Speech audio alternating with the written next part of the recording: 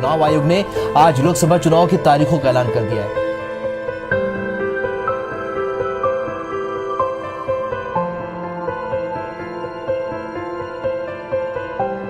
सबसे हैरान करने वाली बात यह है कि मंत्री के साथ हरियाणा का नामी गैंगस्टर रमेश लोहार भी था। मतलब मंत्री भी बूथ के अंदर और गैंगस्टर भी।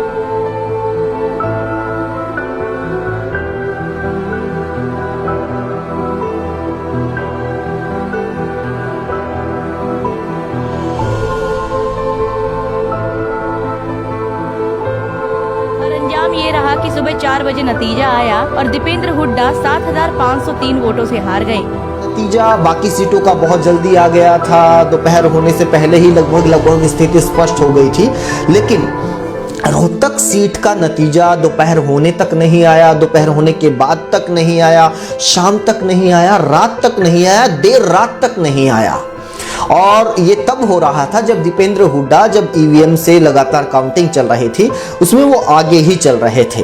लेकिन जब बैलेट पेपर का दौर आता है तो अचानक से लोगों को पता चलता है कि दीपेंद्र हुड्डा हार गए हैं। मतलब एक तरह से बहुत सारे लोग तो ये डिक्लेयर करके कि दीपेंद्र हुड्डा इकलौते ऐसे उम्मीदवार हैं कांग्रेस के जो हरियाणा में जीत हासिल कर चुके हैं, ये सोच के और इस तरह का अपडेट लेके सो भी गए थे।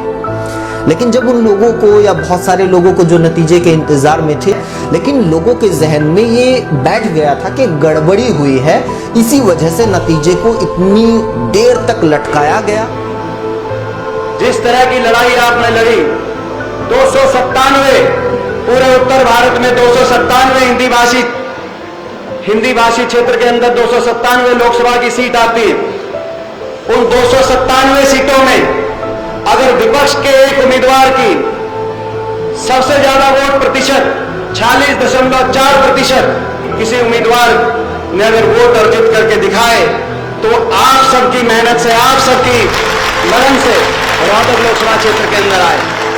जिन्होंने मतदान किया, मैं समझता हूं उनके दिल में भी, और जिन्होंने किसी ने अगर मतदान मेरे पक्ष में नहीं भी किया, तो हो सकता है घर में, मगर उनके दिलों में भी एक आधा कमरा मेरा तो उनके दिलों में भी मिल जाएगा, ये मैं कहना चाहता हूं।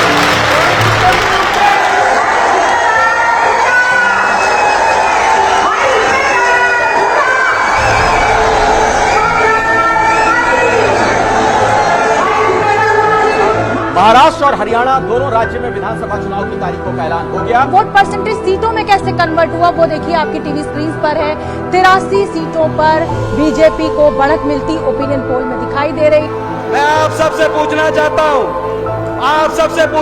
हूं, रोहतक लोकसभा चुनाव में जिस तरीके से साम दाम दंड भेद, एक मंत्री के पुत्र रात को पैसा फेंक रहे हैं, तो दूसरे मंत्री सुबह शहर के अंदर बूथ कैप्चर करते हुए जा रहे हैं। साम दाम दंड भेद का जो प्रयोग किया गया, जिस तरीके से रोहतक लोकसभा चुनाव के अंदर जो नतीजा, उस नतीजे की चोट, और मैं निशाने पे क्यों था, क्योंकि देश में कोई भी मजबूत विपक्ष की आवाज है उसको बंद करना चाहते, इसलिए मैं विपक्ष में निशाने पे था।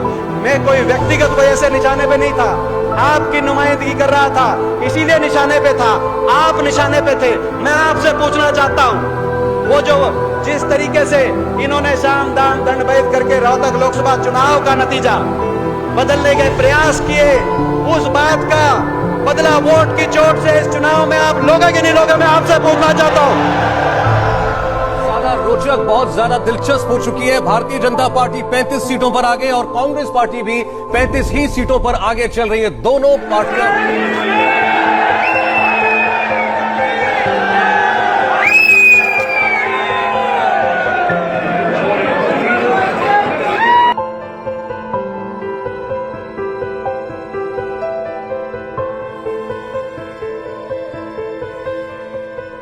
ये कांग्रेस की आला कमान ने निर्णय लेने में बहुत देर की।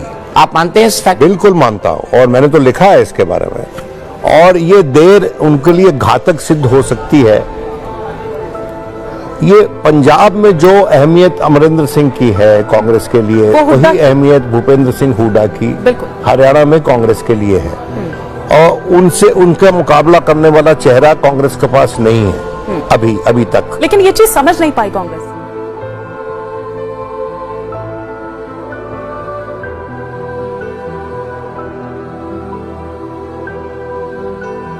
कॉमन मिनिमम प्रोग्राम के साथ प्रदेश के अंदर प्रदेश को आगे ले जाने के लिए, जिसके अंदर खास तौर पर 75% हरियाणा के अंदर जो हरियाणवी का रोजगार का अधिकार का हमारा उद्देश्य था, प्रथम तौर पर उसको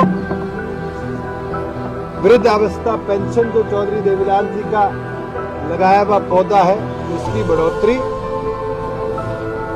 इन विषयों पर जौन सा भी पॉलिटिकल दल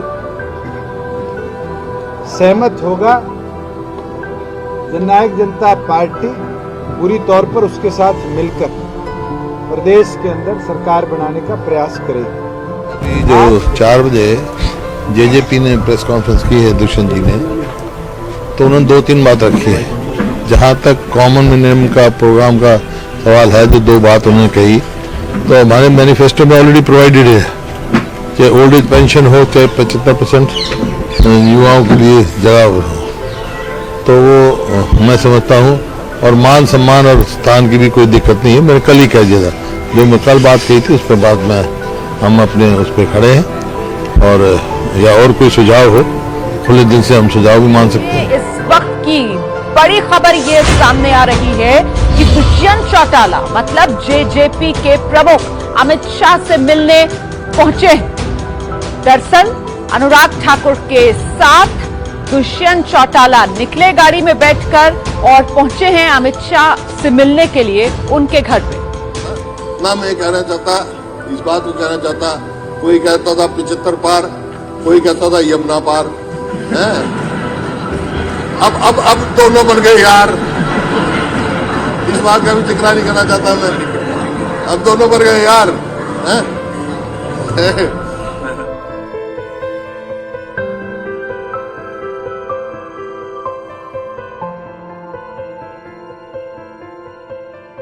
नमस्कार।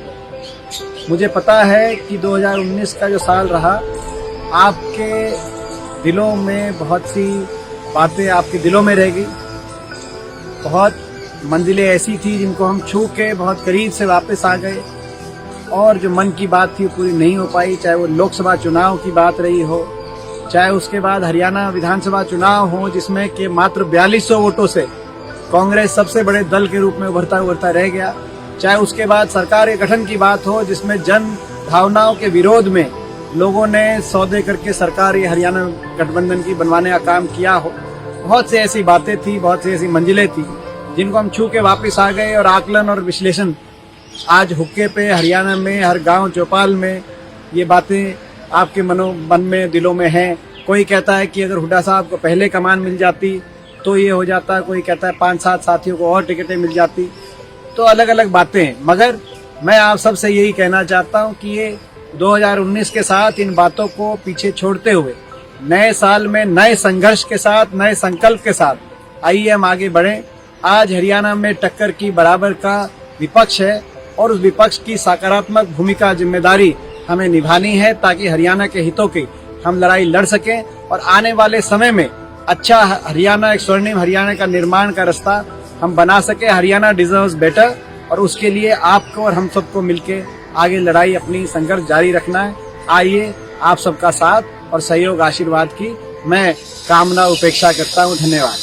मैं दीपेंद्र सिंह हुड्डा, जो राज्यसभा का सदस्य निर्वाचित हुआ हूं, ईश्वर की शपथ लेता हूं कि मैं विधि द्वारा स्थापित भारत के संविधान के प्रति सच्ची श्रद्धा और निष्ठा रखूंगा। मैं भारत की प्रभुता और अखंडता अक्षुण्ण रखूंगा तथा जिस पद को मैं ग्रहण करने वाला हूं, उसके कर्तव्यों का श्रद्धापूर्वक निर्वहन करूंगा।